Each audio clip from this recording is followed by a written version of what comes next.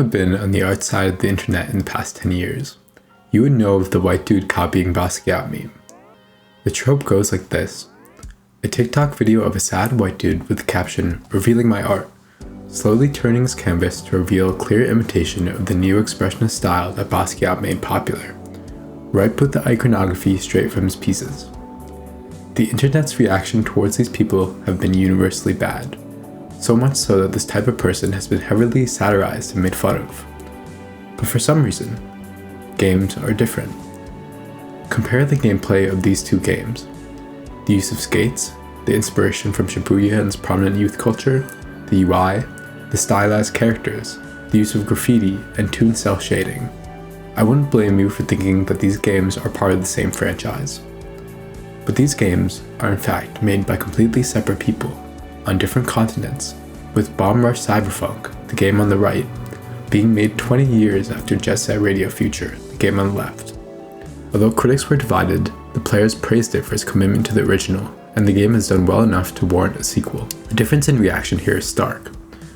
In one medium, being directly inspired is viewed as derivative, trite, and creatively bankrupt, while in another it is celebrated and welcomed. So what is unique about derivation in video games that could explain this difference, and what does it mean for art as a whole? In this video, I'll cover my own experience with taking inspiration in game dev, then give you my thoughts on what makes video games unique as a medium. Finally, going over why I think all art should follow the same principles. My interest with this question started with my own game development journey. In June, I started work on a new game with this vision of a grand adventure that is somehow empty. After college, I had felt this unique feeling from the many years of schooling coming to a close, so I wanted to create a game that experimented with this feeling, that made this adventure a core part of what it was. I started with elements that I thought would be fun to experience, such as the hovercraft from Ergo Proxy, and tried many different things: a vehicular PvE game, a roguelike, a multiplayer game. It all fell flat in some areas or just felt untrue to what I wanted to make. After trying and feeling lost in the direction I wanted to go, I found the game that has been serving as a guiding star for me, Shadow of the Colossus. Although it was exactly what I wanted, I felt unoriginal for taking clear inspiration from a game, that I was somehow stealing it or passing it off as my own. However, when I researched this phenomenon in game development more, it became clear to me that the idea of taking a game you like and recreating it was something that was appreciated, if not celebrated. But why is this? Why is this so different than the art scene? My first idea was that games are less restrictive in ownership due to common folk understanding that rule sets are not owned by anyone. Games, like basketball, are defined by their rules, and though there was a clear originator of these rules, everyone felt that they were in their right to copy these rules for themselves, since they were defined systems and modes of operations, unlike artistic expression. The most clear example of this to me is the genre Souls-like. Even the name of the genre alludes to where the games take direct inspiration from. They're all derivations of the formula that the Dark Souls series pioneered: punishing yet rewarding combat, large and intricately designed bosses, and the presence of a bonfire checkpoint. These games very clearly wear their inspiration on their heart. But although this does fit the legal definition of copyright, as rules are not copyrightable in the United States, this definition isn't particularly convincing to me. Games like Bomb Rush Cyberpunk also seek to share the same styles and motifs, things I would consider very much in the realm of artistic expression. To me, it seems like this question of the clear disparity between the art world and games is much deeper than just copyright. Jeff Koons is a contemporary American artist who, in his piece, Gazing Ball, recreates famous pieces of art with the addition of a blue reflective gazing ball. The merit of this work is not particularly important to me here.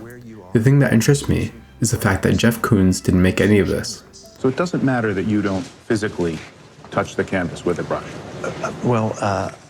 I am in a way physically doing it, but it's physically through all these systems. But it's like articulating your fingers and, your mind is telling the finger to do this. So at the end of the day, that mark is as if I would sit here and do it myself. Jeff Koons manages a team of painters that enact his vision.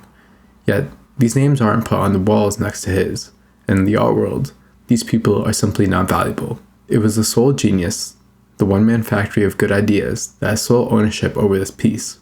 We may be too delicate nowadays to call these individuals geniuses, but the entire apparatus of the art world, It makes no sense unless it is ultimately something very like what used to be called genius, something ineffable, spiritual, creative, and rooted in the individual soul, which creates the value that it celebrates.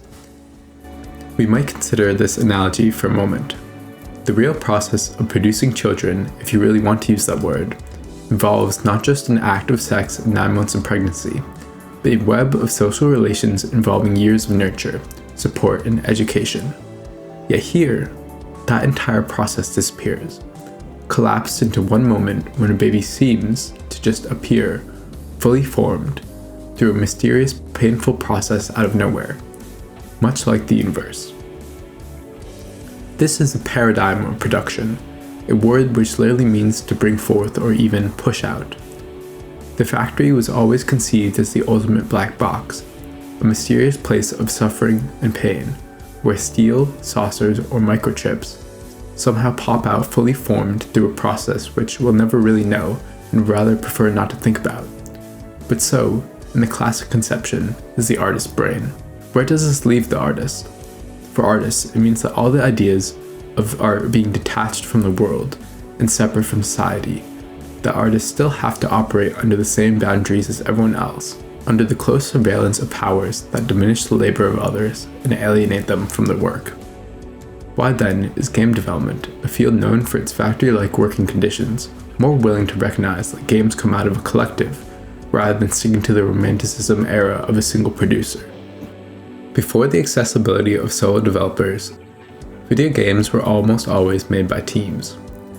There were just simply too many things to do and too little tools for a singular person, not mentioning the lack of distribution channels before the internet. Thus, it was clear to those who made it and those who played it that the effort of video games was a team one, that although there was the Hideo Kojimas in the driving seat, there were the programmers that had to code each and every interaction, an artist that made the models, and a sound designer to construct the soundscape. The scrappy foundation that game development is built on is perfectly encapsulated, in my mind, in the Havok credit logo. In some sense, the games have to legally show the credit of the Havok physics system, but showing something so hidden as the physics system of the game shows just how integral the work of other people are to the production of video games, versus the sole genius of the art world. Any new game that attempts to mimic the old is simply viewed as it should be, as another work that builds off the past while paying tribute. The Lies of P wouldn't have existed without Dark Souls, true, but Dark Souls wouldn't have existed without Demon Souls, and so on and so forth, with thousands and thousands of writers and designers all referencing each other. Although the game industry is far from perfect, I believe that video game production represents the world that we must head towards. What would the world look like if we acknowledged the countless engineers and developers that helped make Tesla what it is, instead of placing all of our praise on Elon Musk? Would the labor conditions in Apple's factories be that bad if we acknowledged that the existence of iPhones required both Steve Jobs and those willing to make it? As for me, I think this appreciation and acknowledgement of others' works is what draws me to make video games. In what other medium can I say that I'm heavily taking from a beloved game and have other people look forward to it? On that note, thank you for the support of the last video, and have a nice day.